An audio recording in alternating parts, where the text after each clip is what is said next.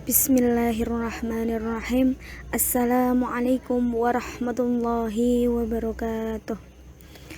Kami dari kelompok 10 akan mempresentasikan hasil diskusi kelompok kami, yaitu yang bertema tentang terapi gangguan psikologis, yang beranggotaan Wulan Setia Putri, Surya Nasrullah, dan Maghfirah Wijayanti. Pengertian terapi gangguan psikologis. Terapi merupakan usaha pengobatan yang dilakukan konselor ataupun ahli terhadap klien dengan cara medis maupun non-medis.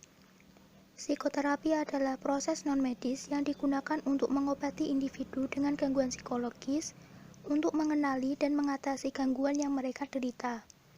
Psikoterapi ini tidak hanya bertujuan untuk mengurangi keberadaan penyakit psikologis, namun juga untuk meningkatkan kesejahteraan psikologis dan meningkatkan pertumbuhan diri secara pribadi. Macam-macam terapi gangguan psikologis. Yang pertama yaitu terapi psikoanalisa.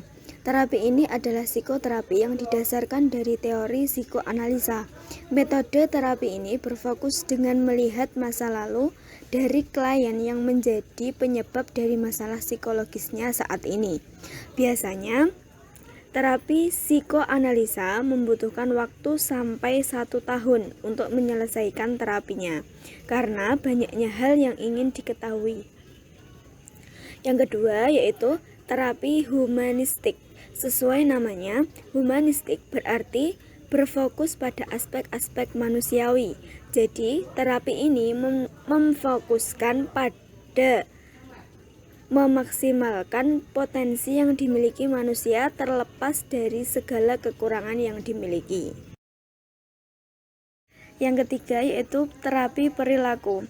Psikoterapi ini berfokus untuk mengubah perilaku yang dianggap bermasalah atau tidak berfungsi sebagaimana mestinya, menjadi perilaku yang lebih adaptif atau berfungsi dengan baik.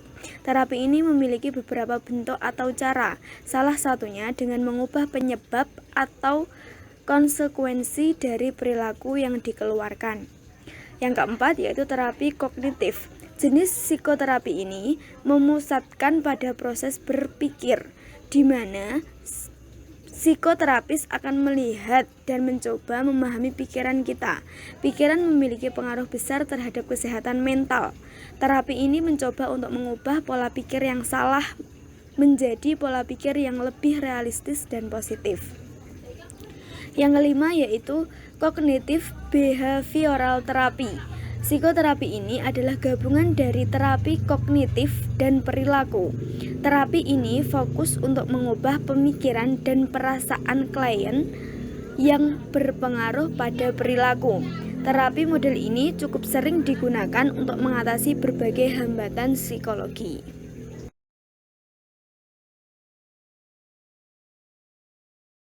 Saya akan menjelaskan cara mengatasi gangguan psikologis.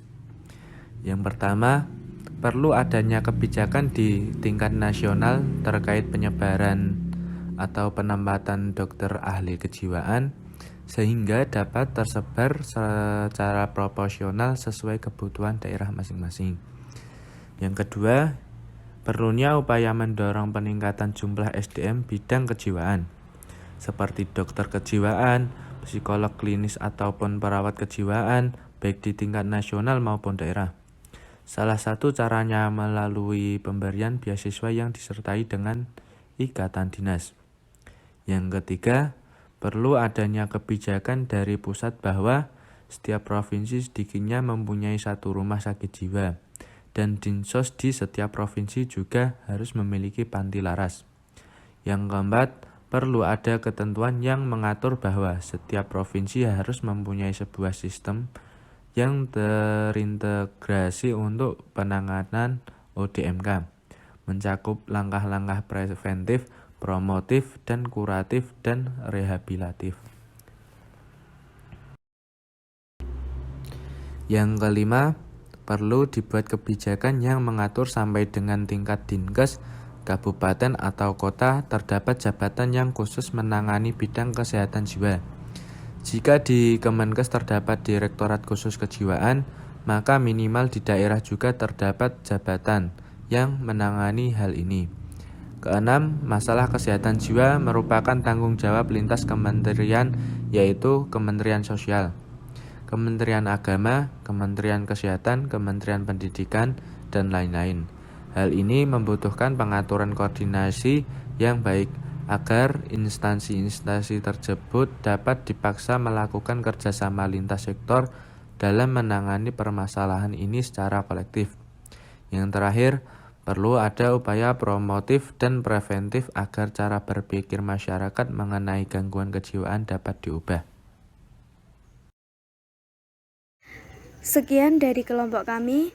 Terima kasih atas perhatiannya. Kurang lebihnya kami mohon maaf. Assalamualaikum warahmatullahi wabarakatuh.